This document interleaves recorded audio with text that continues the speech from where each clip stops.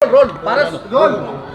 अखिलेश जी, सबसे पहला सवाल, जो इंडिया अलायंस हुआ है उस पर लगातार सवाल उठाए जा रहे हैं और यहाँ तक कहा गया है कि वो इंडियन मुजाहिदीन भी के जो नाम है उसमें भी इंडिया है। प्रधानमंत्री कह रहे हैं नाम में क्या रखा है, आप क्या कहना हाँ हाँ, ये बात तो ठीक कही।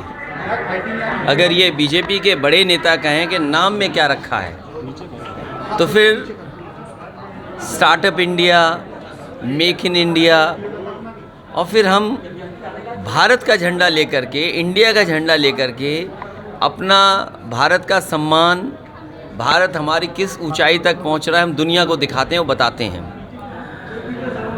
बीजेपी को घबराहट इस बात की है कि इस बार जनता तय ये करेगी, एक तरफ तो वो लोग दिखाई देंगे जो भारत और भारत के संविधान को बचाना चाहते हैं, और दूसरी तरफ वो लोग हैं जो भारत के संविधान को ख़त्म करना चाहते हैं। तो जो लोग संविधान को ख़त्म करना चाहते हैं वो डरे हुए लोग हैं, और डरे हुए लोगों की भाषा बदलती है। जो लोग खिसिया जाते हैं, भाषा उनकी बदलती है। जो आज तक नफ़रत की राजनीति करते आए, और नफ़रत की राजनीति का कोई एक जगह का उदाहरण मैं दूं, मणिपुर जो जल रहा है वो आरएसएस की विभाजनकारी नीति और भारतीय जनता पार्टी ने वोट की राजनीति जो की, उसकी वजह से आज प्रदेश वो जल रहा है। क्या हम और आप कल्पना कर सकते हैं, जिस भारत को हम भारत माँ बोलते हों, धरती माँ बोलते हों, गंगा माँ बोलते हों, यमुना माँ बोलते हों, और माँ का जो स्थान हमारे समाज में सबसे ऊपर है, क्योंकि माँ न केवल हमें जन्म देती है बल्कि माँ हमें आगे बढ़ाने की शिक्षा भी देती है। और सोचिए, दो बहनों की, माताओं की जिस तरह से तस्वीर आई, वीडियो आए, क्या कोई आज सब समाज में स्वीकार कर सकता है कि महिलाओं के कपड़े उतार दिए जाएं? इंडिया पर बोलने से पहले और विपक्ष पे बोलने से पहले भारतीय जनता पार्टी को अपनी बात, मणिपुर में जिस तरीके से बेटी और माँ को नंगा किया गया और बिना कपड़े के घुमाया गया, उस पर कहनी चाहिए बात। और अगर उस पर बात नहीं कह रहे हैं तो मैं समझता हूँ ये भारतीय जनता पार्टी की रणनीति थी कि रणनीति इस तरह का जहर घोल दें कि जिससे कि पूरा का पूरा बंटवारा दिखाई दे वहाँ पर।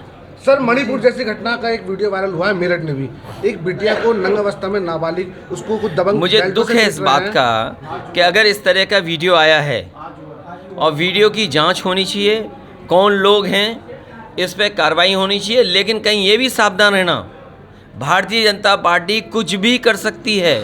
कहीं ऐसा तो नहीं मणिपुर के मुद्दे को दबाने के लिए कोई दूसरा मुद्दा उछाला जा रहा हो। अखिलेश जी, सीएम योगी का बयान सामने आया है, उन्होंने कहा है कि ये लोग औरंगजेब का म्यूजियम बना रहे थे और हम लोग अब देखिए, मुख्यमंत्री कुछ नहीं जानते, मुख्यमंत्री जी कुछ नहीं जानते। अगर मुख्यमंत्री जी कुछ जानते होते तो वो जो म्यूज़ियम था, मैं पत्रकार साथियों, सब नए लोग हो, आप नए लड़के हो, और शायद मुख्यमंत्री गूगल से कोई चीज़ सर्च नहीं कर सकते हैं, लेकिन मैं ये जानता हूँ यहाँ जितने हमारे पत्रकार साथी खड़े हैं वो गूगल पे सर्च कर सकते हैं। जो वो म्यूज़ियम बन रहा था, वो म्यूज़ियम इसलिए बन रहा था कि हमारा टूरिज़्म को बढ़ाया जाए।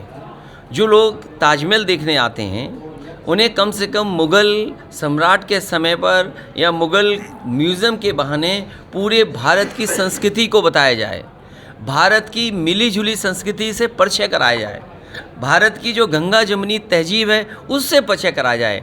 और जिस आर्किटेक्ट ने वो म्यूज़ियम डिज़ाइन किया था, उसे यूरोप का 2023 का सबसे बड़ा अवार्ड मिला। सोचो, यूरोप का जो सबसे बड़ा अवार्ड आर्किटेक्ट को मिलता है, उस आर्किटेक्ट ने आकर के आगरा में डिज़ाइन किया। वो मुग़ल म्यूज़ियम इसलिए था क्योंकि ताजमहल से जुड़ा था, लेकिन उस म्यूज़ियम के अंदर जो संदेश था वो गंगा जमुनी तहजीब का था, मिली जुली संस्कृति का था, भाईचारे का था। और फिर मुख्यमंत्री जी कहते हैं, मैंने आज अखबार में पढ़ा कि शिवाजी जी से उनका बहुत पुराना रिश्ता है। अरे, उनकी माता जी से हमारा उनसे ज़्यादा गहरा रिश्ता है। और मैं ये बात कहूँगा आपसे कि आप भी वो बात गूगल ज़रूर करें। ये बात मैं क्यों कह रहा हूँ, तो ये बीजेपी के लोग वो हैं जिन्हें काम नहीं करना। अभी मैं आ रहा था मेरठ से करनाल रोड, ये उत्तर प्रदेश की सरकार की सड़क थी, इन्होंने एनएचआई को दे दिया। अब आपकी जेब खाली होगी, टोल लगेगा कि नहीं लगेगा? और इस सड़क पर नई ट्रैफिक व्यवस्था दिखाई दी मुझे, सांडों की, एक झुंड बना के सांड बैठे हुए थे।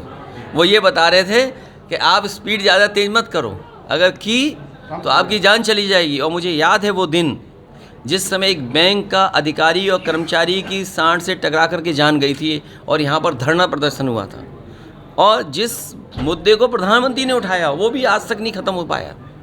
तो महंगाई पे बात नहीं करेंगे, बेरोजगारी पे बात नहीं करेंगे, क्या बात करेंगे वो आप जानते हो। सर 2024 में इंडिया जो मोर्चा है ये कितना सफल होगा? देखिए 24 में और मुद्दे क्या भारतीय जनता पार्टी का उत्तर प्रदेश ही नहीं देश में इंडिया गठबंधन सफाया करेगा। और एक नया इंडिया बनाने का काम और इंडिया का मतलब क्या है? डी का डेवलपमेंट मान लो, डेमोक्रेटिक मान लो, और सबसे बड़ी बात है इंक्लूसिव है। जो ये बात कहते हैं सबका साथ सबका विकास, क्या इस इंडिया में इंक्लूसिवनेस की बात नहीं हुई? और वो इंक्लूसिवनेस जो अंतर्राष्ट्रीय गोल होते हैं उस पर मुख्यमंत्री जी ने बहस की थी विधानसभा में, याद करो, जग कर करके। तो इंक्लूसिव बात कर रहे हैं, सबको जोड़ के चलना चाहते हैं, सबको खुशहाली के रास्ते पे लाना चाहते हैं।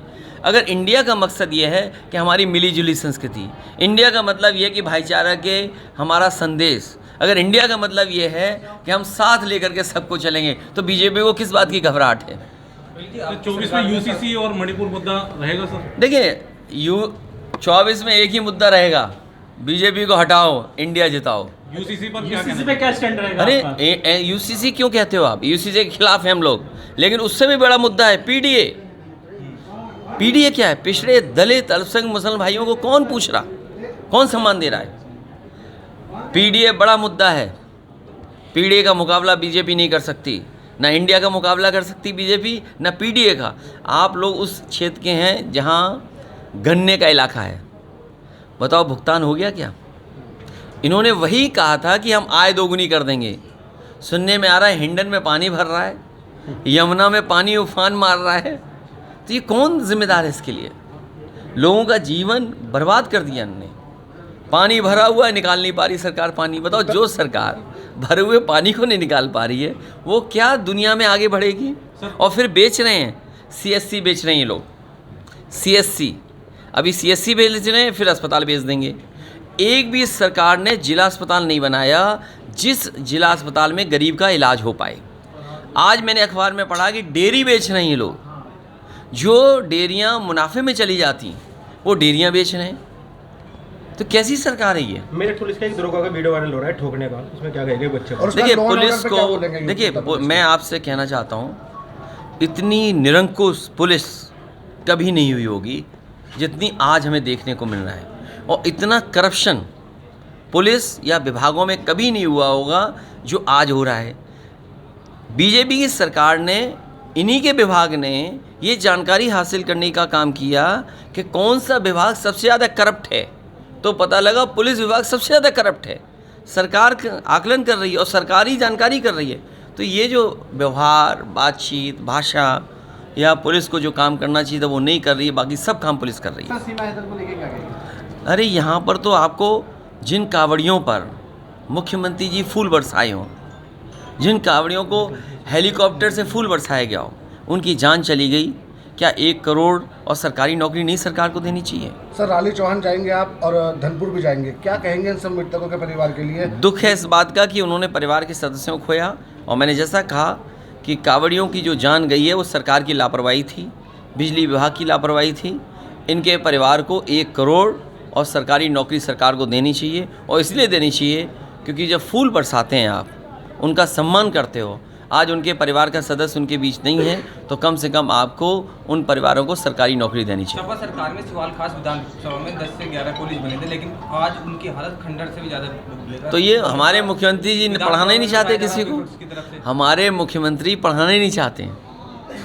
वो तो जाने कौन सी भाषा लिख रहे हैं। अरे जिस मुख्यमंत्री ने सबसे ज़्यादा नाम बदले हों, वो कहता हो नाम में क्या है।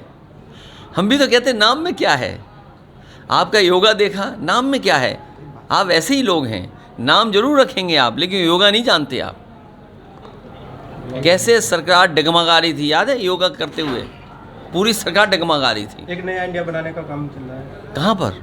आपको जो अलायंस में? अरे ये नया इंडिया नहीं है, ये असली इंडिया है।